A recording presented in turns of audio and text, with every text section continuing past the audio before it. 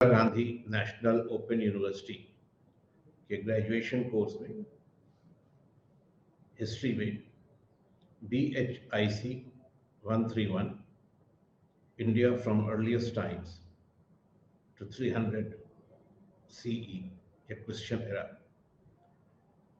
इस पेपर में आज के इस डिस्कशन में, इस परिचर्चा में आपका स्वागत है, इस्तकबाल है आपका। आज इस क्लास में हम लोग कुछ ऐसे मजहबी फलसफों के बारे में बात करेंगे जिनका आगाज 6ठी सदी ईस्वी क़ब्ल मसीह 6ठी सदी क़ब्ल मसीह में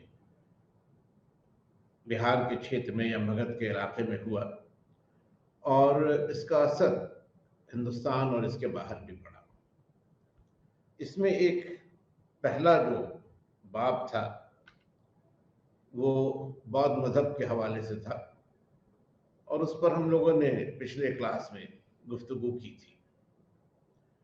जो दूसरा मजहब या दूसरा जो मजहबी ख्याल या मजहबी फिक्र इसी ज़माने में यानी 6ठी सदी क़ब्ल मसीह में इसी इलाके में फ़रोग़ पाई, उसका ताल्लुक जैन मजहब से था।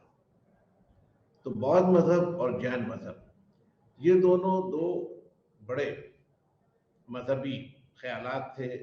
एक तरह से आप कहें तो समाज में और मजहब में इस्लाह के भी ये अटेम्प्ट से, इस्लाह की कोशिशें थीं और उस ज़माने के जो नए हालात थे उसमें लोगों की जो मजहबी उम्मीदें थीं, जो उनके एस्पिरेशंस थे या जो समाज में उनको अपनी हैसियत, अपने रुतबे की तलाश थी, उन सवालों को इन नए मज़ाहिब ने, बौद्ध और जैन मज़ाहिब ने इन सवालों को एड्रेस किया। इन सवालों के लिए कुछ जवाब इन्होंने दिए।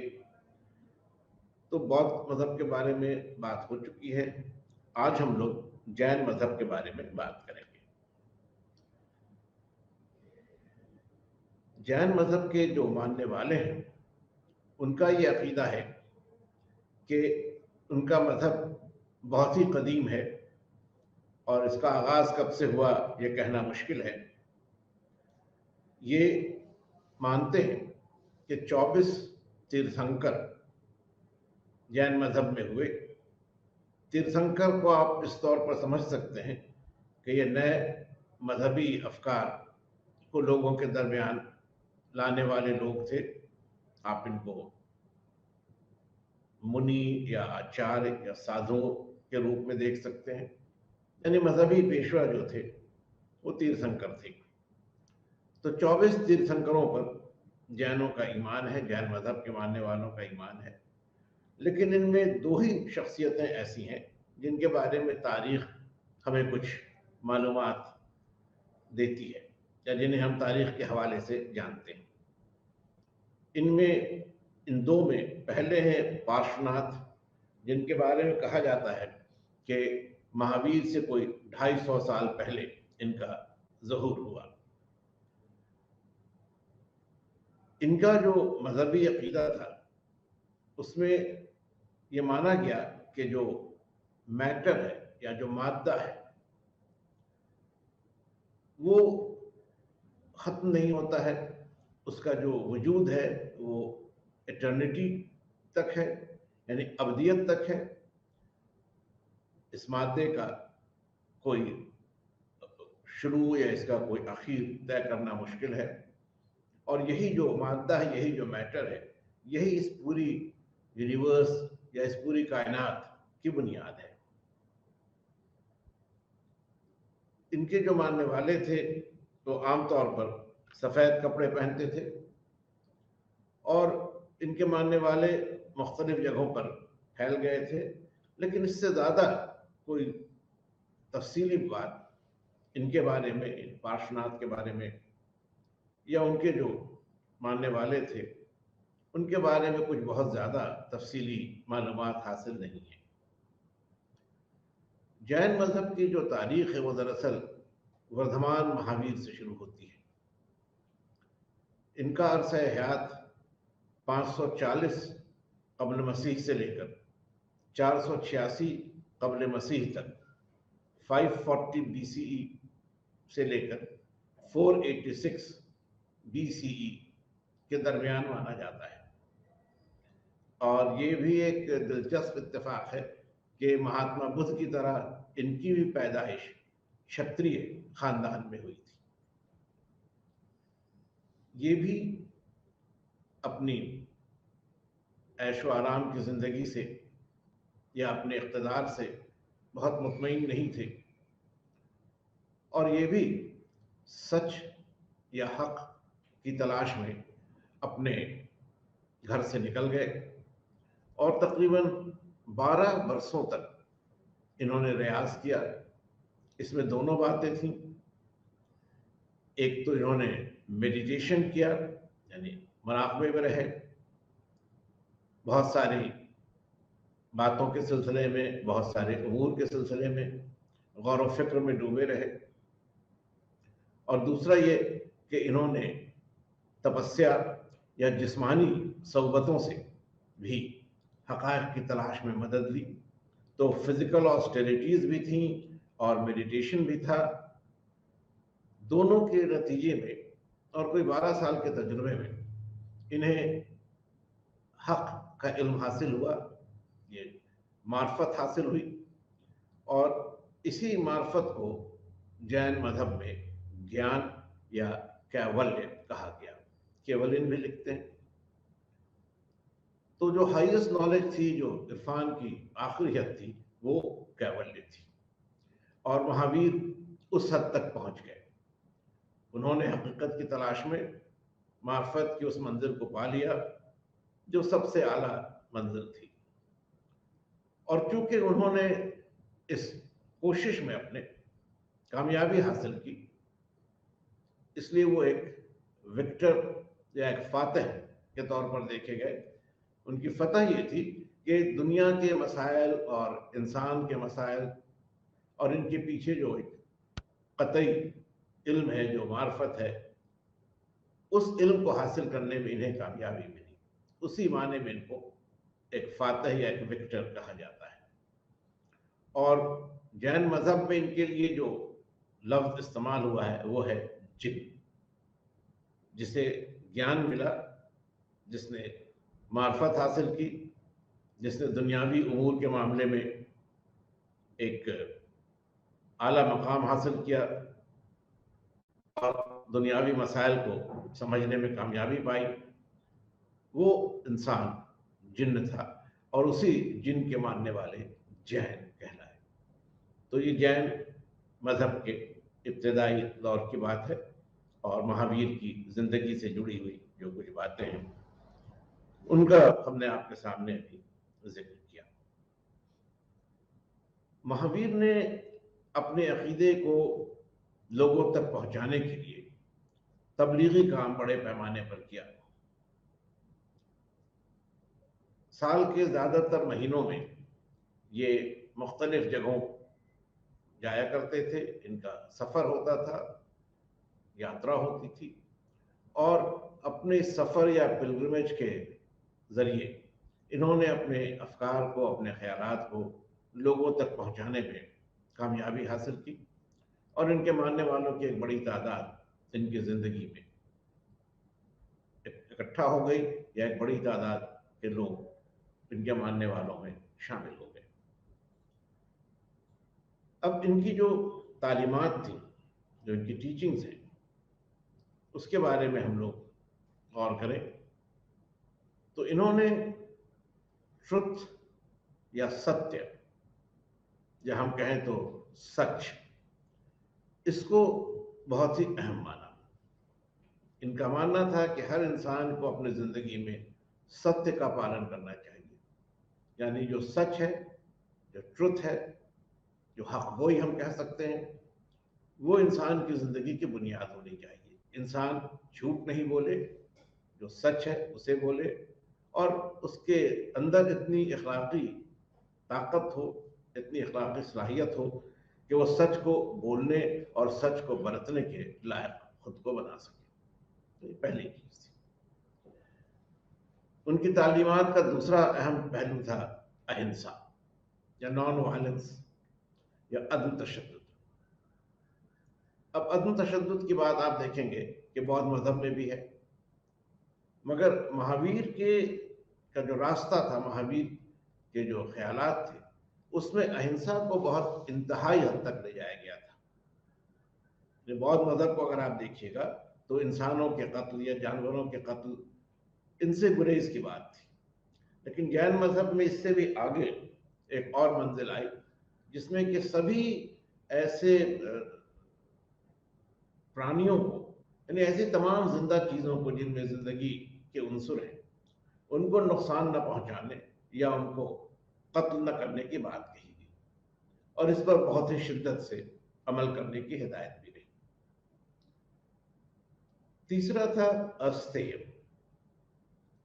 यानी दूसरे की चीज या जो दूसरे की प्रॉपर्टी है, दौलत है, उसको गलत तरीके से हासिल नहीं करना।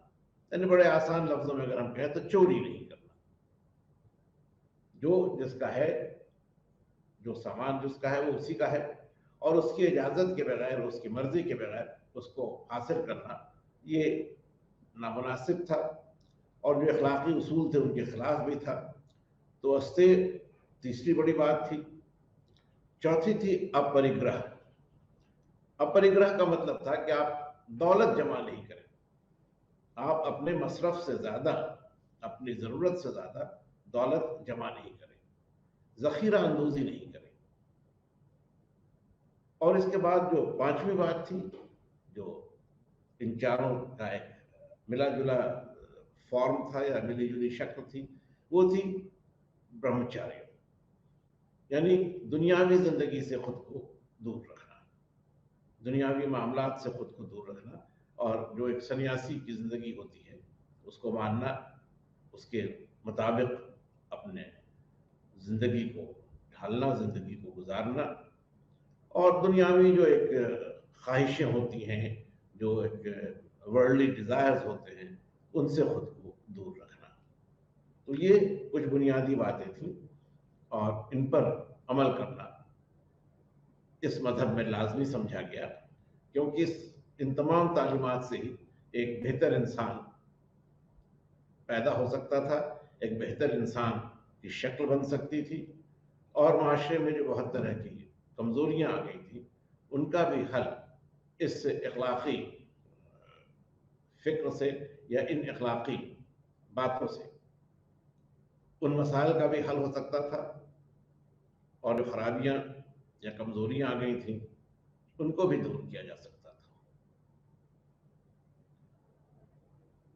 जैन मजहब में भी इस बात को तस्लीम किया गया था कि इंसान की जो जिंदगी है, जो दुनियावी जिंदगी है, उसका जो खात्मा है, या उसकी जो आप कह सकते हैं कि मेराज है, जहां पर आकर वो अपनी मुकम्मल शक्ल हासिल कर लेती है, वो है मोक्ष। मोक्ष का तस्वुर बौद्ध मजहब के निर्वाण से बहुत मिलता जुलता था, और वैसे मोक्ष का जो तस्वुर है वो जो वेदांत फिक्र थी या वेदांत फलसफा था, जो उस समय के जो ब्राह्मण मजहब था, ब्राह्मणों का जो मजहब था, उसकी शक्ल थी, उसमें भी मोक्ष की बात कही गई थी, और मोक्ष ही जिंदगी का आखिरी मकसद था। और मोक्ष या निर्वाण यह था कि जो इंसान की आत्मा है, जो स्पिरिट है या जो रूह है इंसान की, वो दुनिया में बार बार पैदा होने के उस कैफियत से आजाद हो जाए। यानी जो cycle of birth and rebirth है, जन्म और पुनर्जन्म का जो एक निरंतर क्रम है, उससे आत्मा मुक्ति हासिल करे, शारीरिक रूप में उसका अब फिर कोई अस्तित्व न रहे। तो यही मोक्ष था, यही निर्वाण था। और इसके लिए जिस तरह महात्मा बुद्ध ने, आपको याद होगा पिछले सेशन में हम लोग इस पर बात कर चुके हैं कि एक अष्टांगिक मार्ग की बात कही थी, एक ऐसा ज़ाब्ता अखलाक एक ऐसा कोड ऑफ कंडक्ट लोगों के या अपने मानने वालों के सामने रखा था जिसमें एक मुनासिब तौर पर जिंदगी को जीने की बात कही गई थी और वही निर्वाण हासिल करने का जरिया था। जैन मजहब में इस तरह की 3 बुनियादी तालीमात थी। उनको त्रिरत्न कहते हैं, 3 जेम्स, या 3 ऐसे जवाहर हैं जो इंसान को अपनी जिंदगी के आखिरी मकसद को हासिल करने में मदद पहुंचाते हैं।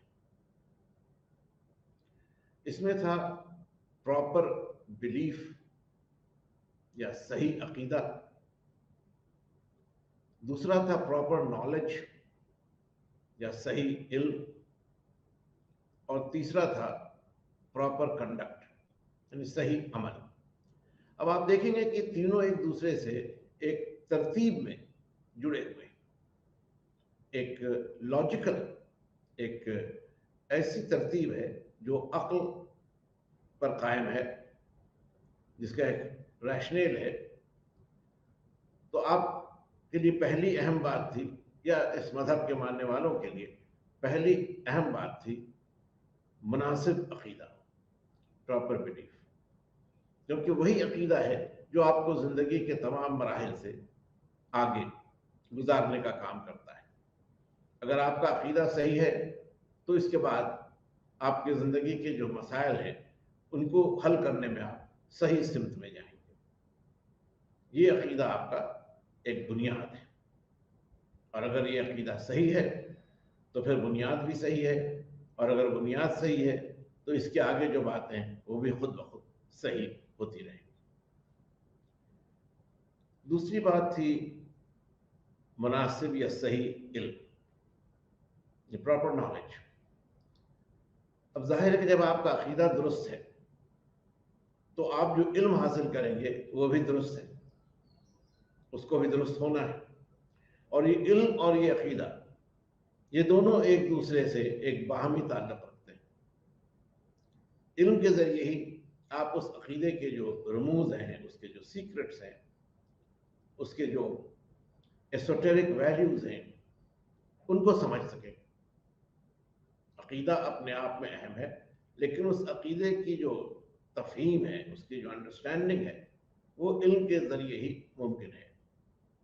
तो अकीदे के बाद दूसरी बड़ी बात थी इल्म। अगर सही इल्म आपको हासिल है तो आपकी जिंदगी का आगे का रास्ता भी सही सिमत में ही जाएगा। और तीसरी और आखिरी बात थी अमल, एक्शन या कर्म। तो अब ये बात तो तय थी कि मोक्ष हासिल करने के लिए कर्म की बहुत ज्यादा अहमियत थी। यानी आपका जो अमल है, आपका जो कंडक्ट है, आप जिस तरह से अपनी जिंदगी गुजारते हैं,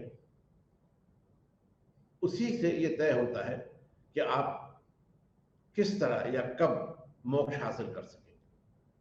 तो अकीदा आपका दुरुस्त होना चाहिए, उस अकीदे के जरिए आप जो इल्म हासिल करते हैं वो दुरुस्त होना चाहिए।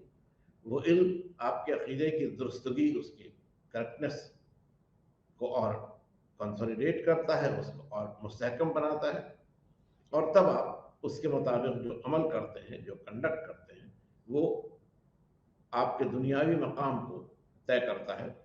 जो साइकिल ऑफ रिबर्थ है, जो पुनर्जन्म का एक बंधन है जिससे आत्मा बंधी हुई है, उसमें आपका क्या मर्तबा होगा, आप उसमें किस तरह आगे बढ़ेंगे, या आप उसमें आगे नहीं बढ़ पाएंगे, पीछे की तरफ चले जाएंगे। ये बातें आपके कंडक्ट या आपके अमल या आपके आचरण पर मुनहसर करती है।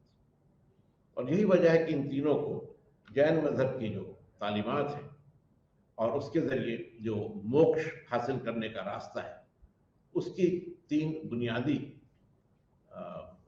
फिक्र के तौर पर या उसके 3 बुनियादी सुतून के रूप में देखा जाता है। और यही मोक्ष या पुनर्जन्म के बंधन से आजादी हासिल करने के लिए, उससे मुक्त होने के लिए रास्ता हो सकता था। और मजहबों की तरह जैन मजहब भी एक इर्तिका के दौर से गुजरा, इसका भी एवोल्यूशन हुआ। और इस एवोल्यूशन में जो अहम हिस्सा रहा वो जैन मजहब के जो पेशवा थे, जिन्हें थेरा कहा गया।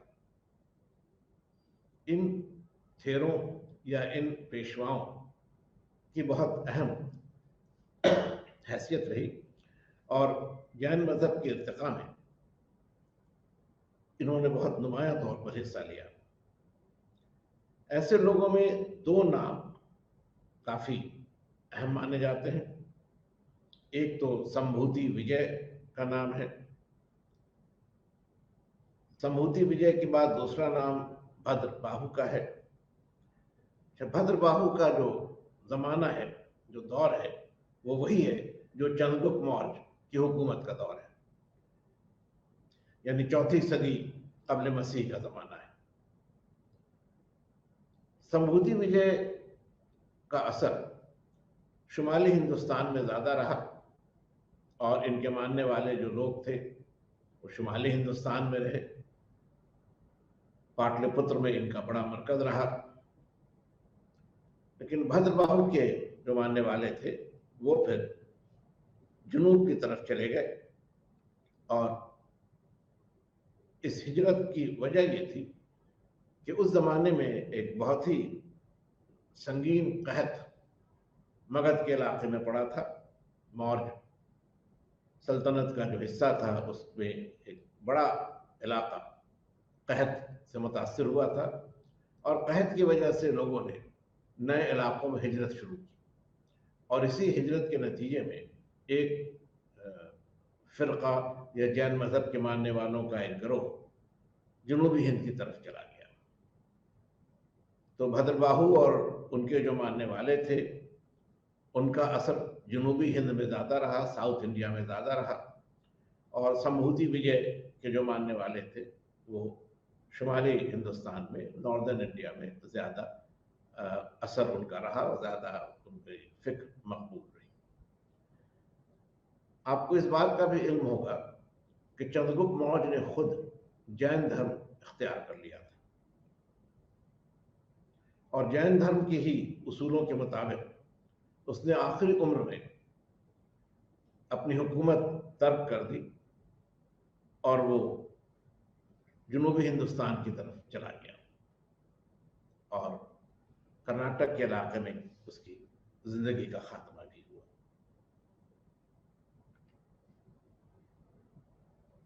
भद्रबाहु के जो मानने वाले थे उनका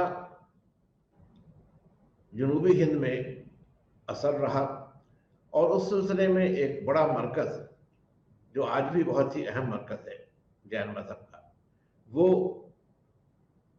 श्रवण बेलगोला का मकाम है, जहां पर भद्रबाहु की एक बहुत ही अजीम, एक बहुत ही ऊंची, एक बहुत ही टावरिंग, बल्कि आप इसे कह सकते हैं कि कॉलोसल इमेज। कॉलोसस से मतलब होता है ऐसी मूर्ति जो इंसानी साइज से या इंसान का जो कद होता है उससे कहीं वसीतर हो। शायद आपने इसको पढ़ा भी होगा कि ये कॉलोसस कदीम जमाने में मिस्र में बनाए जाते थे। तो उस लफ्ज का इस्तेमाल बाद में भी होता रहा और ऐसी कोई भी मूर्ति जो बहुत अज़ीमुश्शान हो, जो बहुत ही नुमायां हो, जिसकी ऊंचाई बहुत ज्यादा हो, वो एक कॉलोसस के रूप में देखी जाती है। तो श्रवण बेलगोला में भद्रबाहु की भी जो मूर्ति है वो ऐसे ही एक कॉलोसल इमेज के तौर पर है और वहाँ ज़ियारत के लिए, पूजा के लिए बड़ी तादाद में उनके अकीदतमंद जाते हैं और हर साल उसके लिए एक बहुत बड़ा सेलिब्रेशन होता है, एक मजहबी जश्न होता है और उसके अपने कुछ ऐसे ज़ाब्ते और उसूल हैं जिनको अपनाया जाता है। दूसरा एक नाम हम लोगों को स्थूल भद्र का मिलता है। स्थूल भद्र का जो हल्का असर था या जो स्फीयर ऑफ इन्फ्लुएंस था वो पाटलिपुत्र का शहर था। पाटलिपुत्र आपको पता है कि मौर्य सल्तनत का दारुल हुकूमत था, उसका कैपिटल था और उस जमाने में ये दुनिया के अजीम तरीन शहरों में शामिल था। अब इस बात पर भी हम लोग थोड़ा सा गौर कर लें कि क्या वजह थी कि ये जो बड़ा शहर था, जिसे आप उस जमाने में कॉस्मोपोलिस का नाम दे सकते हैं, यानी ऐसा शहर जिसकी एक बैनुल-अक़वामी अहमियत थी, वहाँ इस मजहब का इतना ज़्यादा असर क्यों हुआ? तो आपको खुद ही ये अंदाज होगा कि जैन मजहब के जो मानने वाले थे, उसमें ज़्यादा बड़ा तबका ताजिरों का था, तिजारत करने वाले लोगों का था, ट्रेडर्स का था, व्यापारियों का था।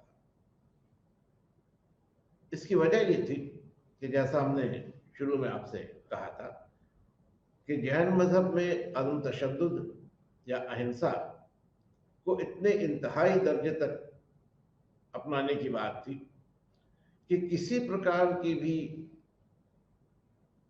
ऐसी किसी भी मखलूक को जो हयात रखती थी, जो ज़ीहिस कही जा सकती है, एनी लिविंग ऑर्गेनिज्म, उसको नुकसान न पहुंचाने की बात थी। तो इसमें मामूली कीड़े भी शामिल थे, पतंगे भी शामिल थे, और जाहिर है कि जब आप खेती का काम करेंगे तो उसके नतीजे में ज़मीन के नीचे जो दबे हुए ये हशरात हैं या जो मखलूक़ात हैं, हशरातुल अर्ज़ जिन्हें आप कह सकते हैं, इनको नुकसान पहुंचेगा। हल चलाने के सिलसिले में ये कुचले जाएंगे, मर जाएंगे। तो आमतौर पर ज़राअत या एग्रीकल्चर को बहुत मकबूलियत जैन मजहब में या जैन मजहब के मानने वालों के बीच नहीं मिल सकी। तो जिस पेशे को उन्होंने अपनाया, जिस प्रोफेशन को उन्होंने अपनाया, वो तिजारत था। और तिजारत का मरकज आप खुद ही जानते हैं कि बड़े शहरों में हुआ करता है। तो ये आप देखेंगे कि जैन मजहब का जो असर था वो ज़्यादा शहरी इलाकों में रहा, और उसका जो सबसे अहम एग्जाम्पल है, सबसे अहम मिसाल है, वो खुद पाटलिपुत्र है।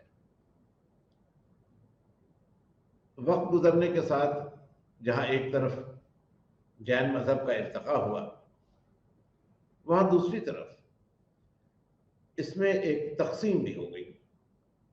तकसीम इस माने कर हुई कि महावीर के जो अकीदा था या उनके जो अकायद थे, उनको उनकी वजाहत में या उनको अपनाने में दो तरह के लोग या दो तरह की फिक्र सामने आई। एक वो लोग थे जो श्वेतांबर कहलाए। श्वेतांबर इसलिए इन्हें कहा गया कि ये सफेद कपड़े पहनते थे, और दूसरे जो थे वो दिगंबर कहलाए। वो कपड़े नहीं पहनते थे, लिबास उन्होंने तर्क कर दिया था। और जिस तरह महावीर जैन खुद बगैर लिबास के रहा करते थे, उसी तरह ये दिगंबर हल्के के जो लोग थे, ये भी बगैर लिबास के रहते थे। तो ये माना जाता है कि इनका जो अकीदा था वो ज्यादा करीब था महावीर की अपनी जिंदगी और उनके तर्ज जिंदगी से, जबकि श्वेतांबर जो थे उनमें थोड़ी तब्दीली आ चुकी थी। श्वेतांबर फिरके का ज्यादा असर शुमाली हिंद में रहा और दिगंबर का जनूबी हिंद में। इसके अलावा दो और नाम हमें मिलते हैं, थेरापंथी और समयास। ये वो लोग थे जो जैन मजहब के बुनियादी उसूलों पर कायम रहे। थेरापंथी का ताल्लुक श्वेतांबर फिरके से रहा, समयास का ताल्लुक दिगंबर फिरके से रहा। मगर इनकी जो खास बात थी वो ये, इन्होंने मूर्ति पूजा तर्क कर दिया, बुत परस्ती इन्होंने तर्क कर दिया। अब यहाँ पर एक और बात आपसे हम वादे करें कि बौद्ध मजहब में भी और जैन मजहब में भी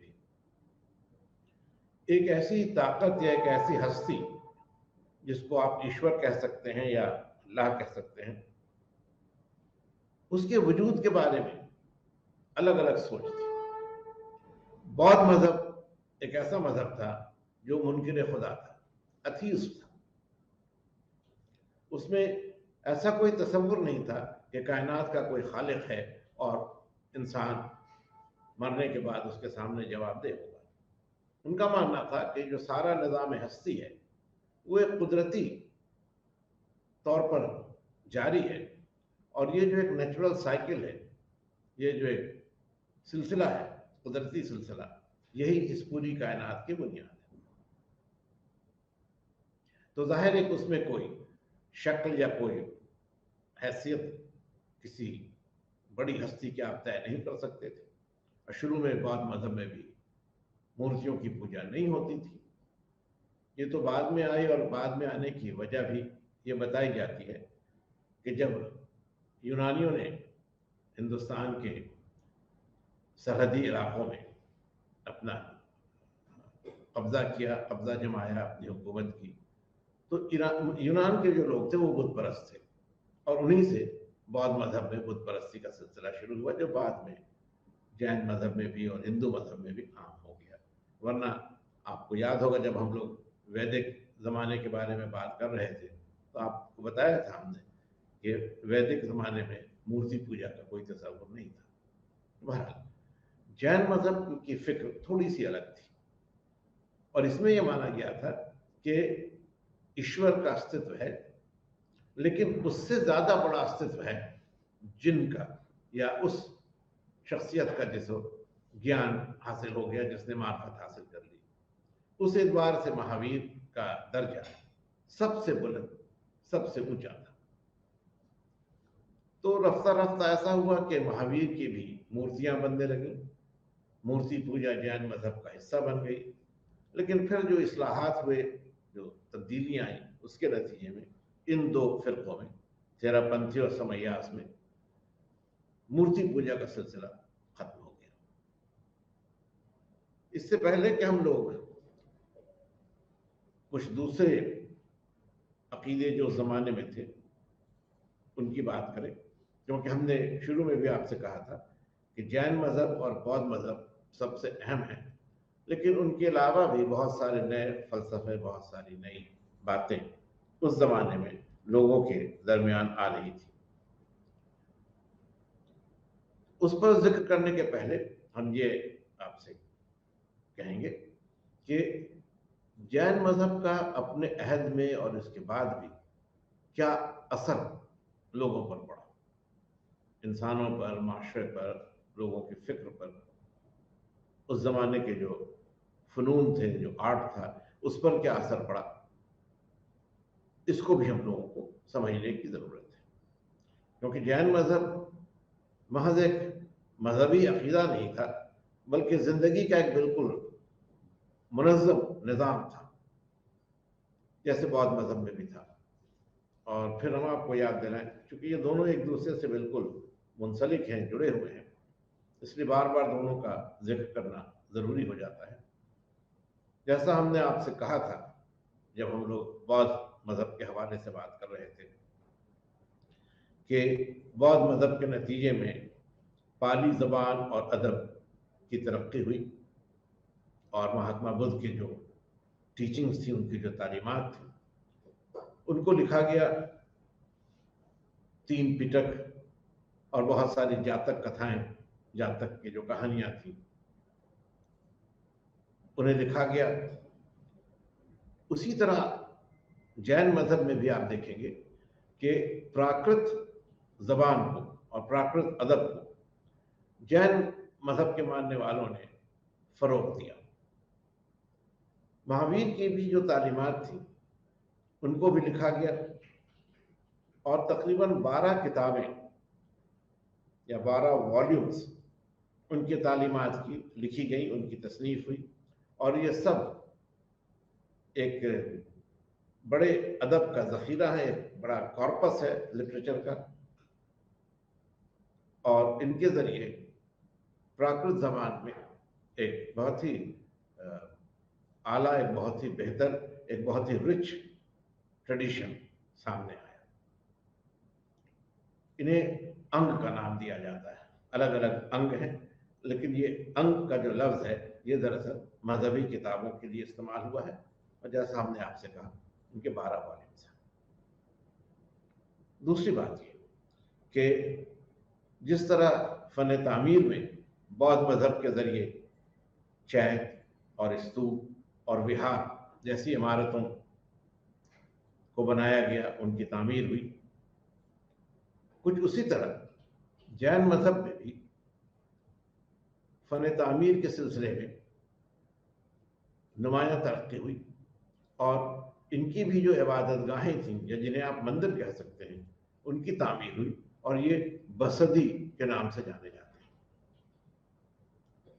इन मंदिरों की जो सबसे आला मिसाल है, जो सबसे उम्दा नमूना है, वो माउंट आबू के जैन मंदिरों में देखा जा सकता है। और ये भी एक दिलचस्प बात है कि संगमरमर का इस्तेमाल फन तामीर में जैन मंदिरों में या जो उनकी इबादत गाहें थी उनमें हुआ है। तो जहाँ एक तरफ एक स्कूल ऑफ आर्किटेक्चर या फन तामीर का मखसूस अंदाज बौद्ध मजहब के ज़रिए हिंदुस्तान में सामने आया या उसका क़याम हुआ, उसको फ़रोग़ मिला, उसी तरह जैन मजहब के रास्ते से भी या उसके ज़रिए से भी एक और निज़ाम फन तामीर में, एक और नया स्कूल, एक नई शैली फन तामीर में सामने आई और इसकी खासियत बहुत ही खूबसूरत और बहुत ही नाजुक काम वाली संगमरमर के मंदिरों या बसदी की शक्ल में है। तीसरी बात मसव्वरी के बारे में भी हम लोग देखें कि बौद्ध मजहब में तो हमने आपसे कहा था कि जो अजंता और बाघ के गार हैं उनमें और एलोरा के भी जो गार हैं उनमें बौद्ध मजहब के मुतालिक तस्वीरों और कुछ मूर्तियों का भी उसका भी नमूना, उसकी भी मिसाल हम लोग देखते हैं।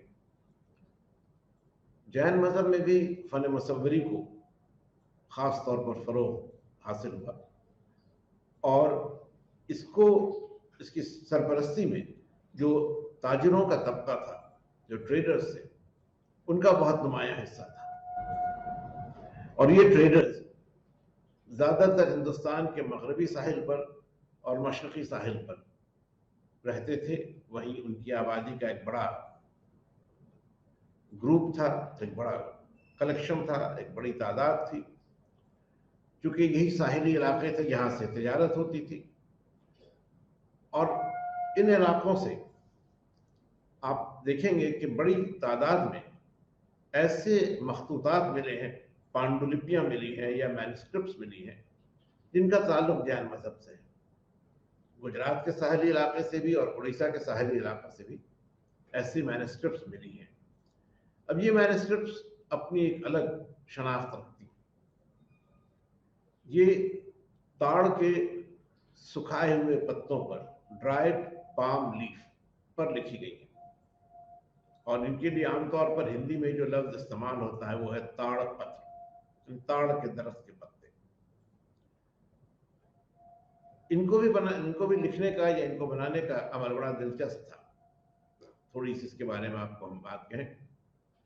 होता यह था कि ताड़ के पत्तों को एक मुनासिब साइज में काट कर उन्हें सुखाया जाता था और जब वो बिल्कुल सूख जाते थे, ड्राई और एक तरह से क्रिस्प हो जाते थे, तब उन पर जो लिखना था, जो उन पर तहरीर थी, वो लिखी जाती थी। लिखने का तरीका भी दिलचस्प था। इसमें एक बहुत ही नुकीले कलम का इस्तेमाल होता था। अंग्रेजी में इसके लिए हम लोग स्टाइलस कहते हैं। बिल्कुल जैसे पिन की नोक होती है, उतनी ही शार्प, उतनी ही पॉइंटेड इसकी निब होती थी। और इससे जो ताड़ के सूखे हुए पत्ते थे, उनमें जो तहरीर लिखनी थी या जो नकूश बनाए जाते थे, उनको इन्हीं नीडल्स या इसी स्टाइलस की मदद से उस पर इनग्रेव किया जाता था। यानी ताड़ के पत्ते को एक तरह से खोद कर या उसमें एक जगह बनाकर जो अल्फाज थे या जो तहरीर थी उसको लिखा जाता था। उसके बाद ये होता था कि रोशनाई के तौर पर स्याह रंग, ब्लैक पाउडर, इन पत्तियों पर या सूखे हुए जो ताड़ के पत्ते थे उन पर लगाया जाता था। तो इससे जो छोटे छोटे शिगाफ बन जाते थे, जो ग्रूव्स बन जाते थे स्टाइलस के जरिए लिखने की वजह से, तो उन ग्रूव्स में ये काला रंग भर जाता था। जो बाकी रंग बच गया उसको साफ कर देते थे, और तब इसके ऊपर एक अलग से तेल लगाते थे, ऑयल का एक लेयर बना दिया जाता था, ताकि जो पाउडर ग्रूव में गया है वो उसमें चिपका रहे, उससे वो गिर नहीं जाए। और फिर ये जो तेल लगाया जाता था इसकी कुछ अपनी और भी खसूसियात थी, जिससे कि ये मखतूता या ये ताड़ का जो पत्ता था ये ज़ाया नहीं होता था, इसका कंजर्वेशन, इसकी तहफीज इसके जरिए होती थी। तो ये एक बिल्कुल नई सूरत थी तहरीरों की, और इसे हिंदुस्तान में फरोग दिया बुनियादी तौर पर जैन मजहब के मानने वालों। अच्छा, ये भी आप देखिएगा कि इनमें बहुत सारी जो मैन्युस्क्रिप्ट्स हैं वो मुसव्वर हैं। मुसव्वर इस माने कर कि उनमें तस्वीरें बनी, इलस्ट्रेटेड मैन्युस्क्रिप्ट्स। और जैसा हमने आपसे कहा कि ये ताड़ के पत्तों पर मखतूतात लिखे जाते थे और इनमें ही तस्वीरें भी बनाई जाती थी। ताड़ के पत्ते की चौड़ाई चूंकि बहुत कम होती है, लगभग कह सकते हैं 2 इंच के आसपास से, उससे कुछ कम ज्यादा, तो इस वजह से जो कैनवस होता था मुसव्विर के आगे, जो आर्टिस्ट था, उसको जो तस्वीरें बनानी पड़ती थी, उसके लिए बहुत ही छोटा सा बेस या बहुत ही छोटा सा उसके पास कैनवस होता था, उस पतले से पत्ते के तौर पर। तो नतीजा ये था कि जो तस्वीरें बनाई जाती थी वो बहुत छोटे साइज की होती थी, उनका आकार छोटा होता था, और इसीलिए इस तरह की जो पेंटिंग्स हैं, इस तरह की जो तस्वीरें हैं, उनको हम मिनिएचर पेंटिंग्स का नाम देते हैं, लघु चित्र कहते हैं। और ये जो मिनिएचर पेंटिंग्स हैं, ये जो बहुत ही मुख्तसर साइज की पेंटिंग्स हैं, ये भी, इनका फरोग भी जैन मजहब के मानने वालों या उनके जो सरपरस्ती देने वाले लोग थे उनके जरिए हुआ। अब आप इस बात पर भी गौर करें कि बौद्ध मजहब में जो तस्वीरें बनाई गई दीवारों पर, गार की दीवारों पर, वो बड़े साइज की है, लेकिन जो पाम लीफ पर बनाई गई तस्वीरें हैं वो बहुत छोटे साइज की है। इसके बावजूद इनमें भी आर्टिस्टिक परफेक्शन या फन मुसव्वरी की जो खूबियां हैं वो बहुत उम्दा तौर पर झलकती हैं। तो दोनों ही का असर फन मुसव्वरी पर पड़ा, सूरतें अलग अलग रही।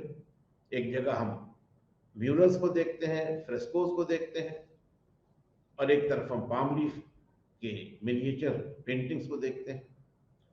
अब ये फ्रेस्को और म्यूरल का हमने नाम आपके सामने लिया, ये बौद्ध फन मुसव्वरी से इसका ताल्लुक है। दोनों में एक हल्का सा फर्क है। फ्रेस्को हम उन तस्वीरों को कहते हैं जो दीवार पर सीधे या डायरेक्टली नहीं बनाई जाती थी, बल्कि जो दीवारें थी, जो गार की दीवारें थी, उन पर एक हल्का सा प्लास्टर किया जाता था, और वो प्लास्टर जब थोड़ा गीला ही रहता था, वेट रहता था, तो उस पर तस्वीरें बना दी जाती थी। और जब ये प्लास्टर खुश्क हो जाता था, जब ड्राई हो जाता था, तो ये थोड़ा सा दीवार की सतह से ऊपर निकला हुआ नजर आता था, एक हल्का सा उभार, एक हल्का सा प्रोजेक्शन इसमें रहता था। इस शक्ल में जो तस्वीरें बनी है वो फ्रेस्को कहलाती हैं, FRESCO। और म्यूरल्स जो है MURALS, म्यूरल्स जो है वो सीधे दीवार की सतह पर बनाई जाती थी। ऐसा नहीं था कि कोई पहले एक प्लास्टर लगाया जाए और उस प्लास्टर के ऊपर तस्वीरें बनाई। ये दोनों ही म्यूरल्स भी और फ्रेस्कोस भी बहुत ही आला नमूने थे दीवारों पर बनाई गई तस्वीरों के, और इसको बौद्ध मजहब ने काफी फरोग दिया था। और इधर इलस्ट्रेटेड मैन्युस्क्रिप्ट या मिनिएचर पेंटिंग को जैन मजहब के जरिए से फरोग हासिल हुआ। बौद्ध मजहब और जैन मजहब के बीच अगर हम लोग मुआवजा करें तो ये बात भी सामने आती है कि जो मकबूलियत बौद्ध मजहब को हासिल हुई वो जैन मजहब को हासिल नहीं हो सकी। शुरू के दौर में तो काफी लोग इसके मानने वालों में रहे, लेकिन रफ्ता रफ्ता इसकी वो तरक्की नहीं हो पाई जो बौद्ध मजहब की हुई, और इसके वजूहात थे। बौद्ध मजहब की तरक्की में एक बहुत बड़ा हिस्सा उन हुक्मरानों का, उन बादशाहों का या किंग्स का था जिन्होंने बौद्ध मजहब को अपनाया। कम से कम 3 बड़े नाम हमें मिलते हैं, अशोक, कनिष्क और हर्षवर्धन, जिन्होंने बौद्ध मजहब को हर तरह से फरोग देने की कोशिश की और उसमें वो कामयाब भी रहे। जैन मजहब की तारीख में आप ऐसी मिसाल कम पाएंगे। एक नाम तो चंद्रगुप्त मौर्य का है, लेकिन जैसा कि आपने गौर किया होगा, चंद्रगुप्त मौर्य ने जब जैन मजहब इख्तियार किया तो उसने अपनी हुकूमत तर्क कर दी। तो जो वसाइल एक बादशाह के होते हैं और जिससे वो किसी भी चीज़ की सरपरस्ती करता है, वो वसाइल तब नहीं रहे जब उसने हुकूमत तर्क कर दी। एक दूसरा नाम और आता है, कलिंग के हुक्मरान का खारवेल का नाम आता है। खारवेल भी अपने ज़माने का बहुत ही एक मशहूर और बहुत ही ताकतवर बादशाह रहा है। ज़्यादा उसके बारे में मालूमात नहीं मिल पाती हैं, लेकिन खारवेल ने भी जो अपने तौर पर सरपरस्ती जैन मजहब की, वो बहुत दूररस साबित नहीं हुई। दूसरी एक बड़ी बात यह है, हुक्मरानों की सरपरस्ती में दोनों में फ़र्क है। दूसरी एक बड़ी बात यह है, जो हम अभी आपसे कह भी चुके हैं, कि बौद्ध मजहब ज़्यादा सहल था और उसकी तालीमात पर अमल करना ज़्यादा आसान था। जैन मजहब की तालीमात में ज़्यादा शिद्दत पसंदी थी और इसलिए आम तौर पर इन पर अमल करना बहुत आसान नहीं था। तीसरी चीज़ ये कि बौद्ध मजहब के मानने वालों ने हिंदुस्तान से बाहर भी साउथ ईस्ट एशिया या जनूब मशरक़ी एशिया में, वस्त एशिया या सेंट्रल एशिया में भी तबलीग का काम किया। श्रीलंका में भी अशोक के ज़माने में तबलीगी काम हुआ। उस तरह की कोई तबलीग जो मुल्क से बाहर, हिंदुस्तान की सरहदों से बाहर, जैन मजहब के सिलसिले में कोई अहम मकाम हासिल नहीं कर सकी। इसलिए इसका असर रफ्ता रफ्ता महदूद हो गया। हालांकि अभी भी जैन मजहब के मानने वालों की एक तादाद हिंदुस्तान में है और बहुत ही वो सरवतमंद हैं, उनमें तालीम भी बहुत है, लेकिन तादाद के मामले में वो पहले भी कम रहे और आज भी उनकी तादाद महदूद है। अब आखिर में हम आपके साथ कुछ और अकीदों की बात करेंगे, कुछ और ऐसे फिरकों की बात करेंगे या सेक्ट्स की बात करेंगे जो बौद्ध मजहब और जैन मजहब के अलावा भी इस जमाने में फरोग हासिल कर रहे थे और इन्हें मानने वाले लोगों की तादाद भले ही कम हो, लेकिन जहां तक के इनके अकीदों का सवाल है वो बहुत दिलचस्प है। इन अकीदों में सबसे पहले तो ऐसी कुछ तालीमात थी जिनका मजहब ब्राह्मणों का जो अकीदा था या ब्राह्मणों का जो मजहब था उससे इन ख्यालों का, इन अफकार का गहरा ताल्लुक था। कि हुआ यह था कि जो निज़ाम वैदिक अहद में कायम हो गया था, उससे वैदिक अहद के बाद का या अवाखिर वैदिक अहद का जो ज़माना है, उससे लोगों में कुछ एक बेइत्मीनानी या थोड़ी बेदारी सी हो गई थी। तो इसके ऑल्टरनेटिव के रूप में, इसके मुतबादल के रूप में नए अकीदे आ रहे थे। ब्राह्मणिकल सिस्टम में इसी ज़माने में एक ऐसा फलसफा सामने आया, एक ऐसे फलसफे को उरूज हासिल हुआ जिसे वेदांत का नाम दिया जाता है, यानी वेदों के अंत का जो ज़माना। और इसकी जो बुनियाद थी वो उपनिषदों में थी। इनमें भी आत्मा और परमात्मा, यानी इंडिविजुअल सोल और सुप्रीम सोल के बीच जो बाहमी ताल्लुक था, जो इंटर रिलेशन था, उस पर गौर किया गया था। और इसमें भी यही बात कही गई थी कि जो कर्म कांड है या जो रिचुअल्स हैं उनकी बहुत अहमियत नहीं है। जो मोक्ष या मुक्ति पाने का जो रास्ता है वो परमात्मा के प्रति समर्पण पर है। तो जो बाद के दौर में एक रिचुअलिस्टिक या जो एक रस्म रिवाज पर कायम मजहब हो गया था ब्राह्मणों का, उसके खिलाफ खुद उस जमाने की जो ब्राह्मणिकल सोसाइटी थी उसमें भी नए एक फिक्र आ रही थी, जिसमें यज्ञ और मजहबी रसूम और ऐसी चीज़ों को न मानते हुए एक इनफरादी ताल्लुक और एक बिल्कुल बराह रास्त ताल्लुक इंसान और उसके हकीकी मालिक के बीच में तस्लीम किया गया था। ये एक था। इसके बाद कुछ और ऐसे लोग थे जो इस ब्राह्मणिकल सिस्टम से अलग थे। इसमें सबसे ज्यादा जो मकबूल लोग थे वो आजीवक तबके या आजीवक फिरके के लोग थे। इनके बारे में समझा जाता है कि ये शूद्र जात से थे और सन्यासी लोग थे। शूद्र एसेटिक्स के तौर पर इनकी बात कही जाती है। इन लोगों का जो मानना था वो ये था कि इंसान अपनी जिंदगी को खुद से तय नहीं कर सकता है। इंसान एक ही बार पैदा होता है और एक ही जिंदगी उसकी होती है।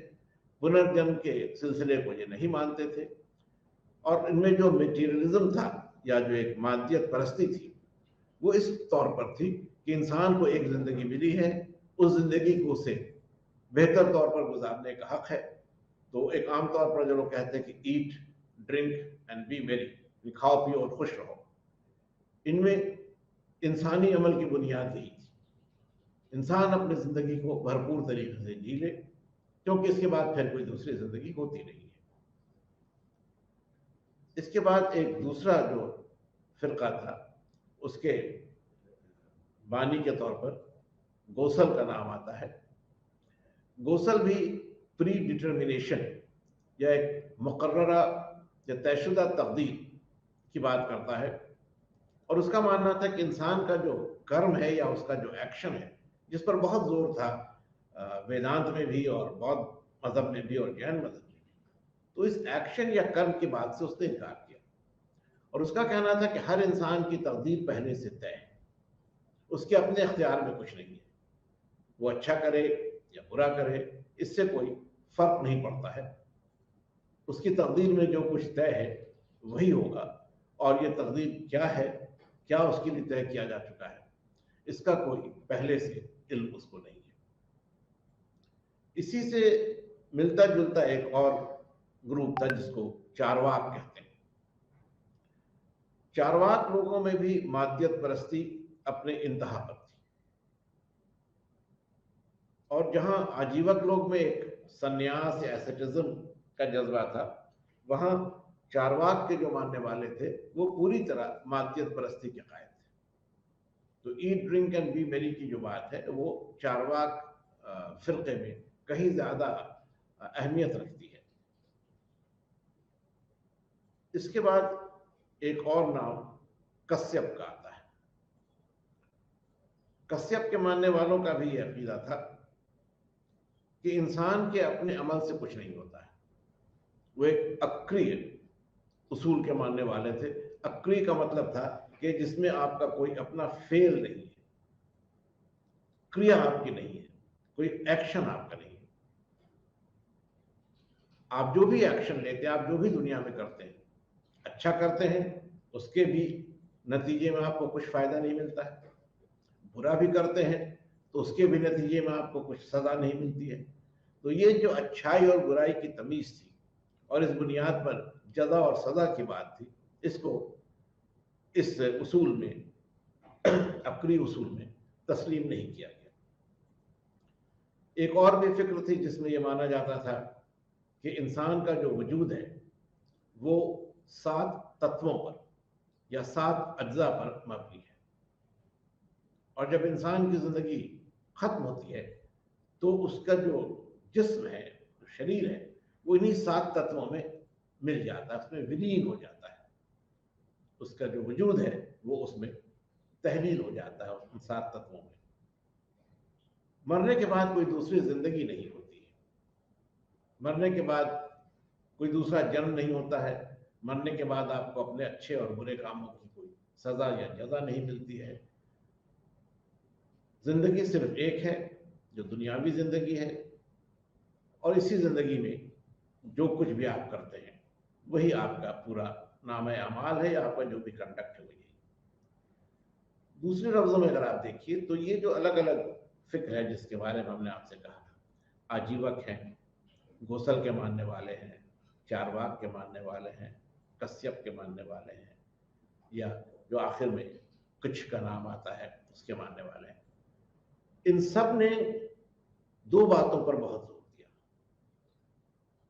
पहली बात तो ये कि मरने के बाद कोई दूसरी जिंदगी इंसान की नहीं। तो पुनर्जन्म की जो बात थी, साइकिल ऑफ रीबर्थ की जो बात थी, इससे इन्होंने इनकार कर दिया। दूसरा इनका ये मानना था कि आप जो कुछ करते हैं, आपका जो एक्शन है, जो कर्म है, वो अच्छा है या बुरा है, इसका आपकी जिंदगी से कोई बराह रास्त ताल्लुक नहीं, क्योंकि मरने के बाद कोई दूसरी जिंदगी नहीं है, कोई जज़ा और सजा नहीं है। इसलिए आप अगर अच्छा करते हैं तो भी आपके लिए ठीक है, आप बुरा करते हैं तो भी इसके लिए ठीक है। इसी तरह ये भी इनका मानना था कि चूंकि मरने के बाद कोई दूसरी जिंदगी नहीं है, इसलिए इसी जिंदगी को आप अच्छी तरह जी लें। जो आपकी ख्वाहिशात हैं और जो आपके वसाइल हैं, अपनी ख्वाहिशात को आप पूरा करें, अपने वसाइल का इस्तेमाल करें, और इस बात की कोई फिक्र ना करें कि ये अच्छा है या बुरा है, या इसका असर आगे मेरे ज़ात पर क्या होगा, क्योंकि आपकी ज़ात इस जिंदगी से आगे कुछ है ही नहीं। या तो वो तत्वों में विलीन हो जाती है, या उसका अपना कोई वजूद नहीं रहता है। तो बहुत ही वर्ल्डली, एक दुनियावी फिक्र इनकी थी। अब अगर आप इस तमाम अलग अलग अकीदे को ध्यान में रखें तो ये आप देखेंगे कि जिस ज़माने में मगध में एक नई सल्तनत, एक बहुत ही मजबूत सल्तनत बन गई थी और उसके तौसी का, उसके एक्सपेंशन का अमल शुरू हो गया था, तो कई तरह की तब्दीलियां आ गई थी। सियासी ज़िंदगी में अब हुक्मरानों का वजूद ज़्यादा अहम हो गया था, ब्राह्मणों या पुजारियों का वो मर्तबा नहीं रहा था, तजारत को फ़रोग़ मिला था, ज़राअत ने तरक्की की थी। तो जो पूरी बुनियादें थी इंसानी ज़िंदगी की, वो बदल गई थी। और जब ऐसी कोई तब्दीली आती है तो एक रद्द अमल भी होता है, उस सिलसिले में एक रिस्पॉन्स या एक रिएक्शन भी होता है, उन नई हकीकतों को समझने और उन नई हकीकतों के तनाजुर में, उनके कंटेक्स्ट में इंसान की फ़िक्र और उसका अमल ये भी बदलता है। तो ये तीन तरह के अलग अलग रिएक्शंस आप पाएंगे, तीन ऐसे रिस्पॉन्सेज हैं जो उस ज़माने के बदले हुए हालात में सामने आए। एक तरफ ब्राह्मण या ब्राह्मणिकल सिस्टम में जो ब्राह्मणवादी निज़ाम था, उसमें इस्लाह की बात हुई कि रस्म रिवाज जो है या मजहबी रसूम जो है, उनकी वो अहमियत नहीं है, और एक सीधा ताल्लुक मालिक हकीकी और उसके बंदे में है। तो ये जो ब्राह्मणिकल सिस्टम था, उसके दायरे में रहकर इस्लाह की कोशिश थी। बाकी जो बौद्ध मज़हब है, जैन मज़हब है, या जो दीगर फ़िरक़े हैं, ये एक तरह की बगावत थी। इनको इसीलिए हेट्रोडॉक्स सेक्ट कहा जाता है, यानी ये जो रासिखुल अक़ीदा या जो ऑर्थोडॉक्स फिक्र थी, उससे मुनहरिफ हो गए, उससे अलग हो गए। इन्होंने पूरे ब्राह्मणिकल सिस्टम को कबूल करने से इनकार कर दिया, उसकी नफ़ी कर दी, रिजेक्ट कर दिया, और उसके बदले में नए मतबादल इन्होंने पेश किए, जिसमें बौद्ध और जैन मज़हब में सबसे ज़्यादा अहमियत थी एक्शन या कर्म पर, आत्मा और उसके जन्म और पुनर्जन्म की बात थी, अखलाकियात की बात थी। और उसके बाद दीगर ऐसे फ़िरक़े थे जिनमें कि ऐसा कोई तसव्वुर ही नहीं था कि ज़िंदगी बाद अज़ मौत या लाइफ आफ्टर डेथ का भी कोई वजूद है, और इसलिए जो इंसानी ज़िंदगी है, जो आपकी फ़िज़िकल वर्ल्ड में आपका जो वजूद है, इस मादियत की दुनिया में आपका जो वजूद है, यही आपके लिए सब कुछ है, न इसके पहले कुछ है, न इसके बाद में कुछ है। इसलिए अपनी ज़िंदगी की ख्वाहिशों को और अपने वसाइल को आप अपनी मर्ज़ी से इस्तेमाल करें, और इस बात की फ़िक्र न करें कि इससे अच्छा होगा या बुरा होगा। जो कुछ भी होना है वो इसी दुनिया में होगा, और इस दुनिया में जो होगा वो उस तकदीर के तहत होगा जो तकदीर पहले से ही तय कर दी गई है, और जिसको आप अपने अमाल से बदल नहीं सकते। तो आज हमने आपसे कुछ ऐसी बातों पर गुफ्तगू की जिनका ताल्लुक मजहबी अकीदे से था, माशरे में होने वाली तब्दीलियों से था, और एक तरह से जो एक फिक्री माहौल था, जो एक थॉट प्रोसेस था 6वीं सदी कबल मसीह में, उसका एक जायजा हम लोगों ने लिया। अहम बात यह है कि मजहबी मामलात में अब दो नई फिक्रें सामने आ चुकी थी। एक वो जो रासिखुल अकीदा हिंदू मजहब पर मबनी थी, और दूसरी वो जो कि हेटेरोडॉक्स या मुनहरिफ फिरकों पर मबनी थी। और यही दोनों पैरेलल सिस्टम, ये दोनों मतवाज़ी निज़ाम एक दूसरे के मुतबादिल भी रहे और एक दूसरे से इनका एक बाहमी तफाउल भी रहा। तो ये कुछ ऐसी बातें हैं जिनके बारे में मुख्तसरन हमने आपके सामने कुछ नुकात रखे। आप लोगों का बहुत बहुत शुक्रिया।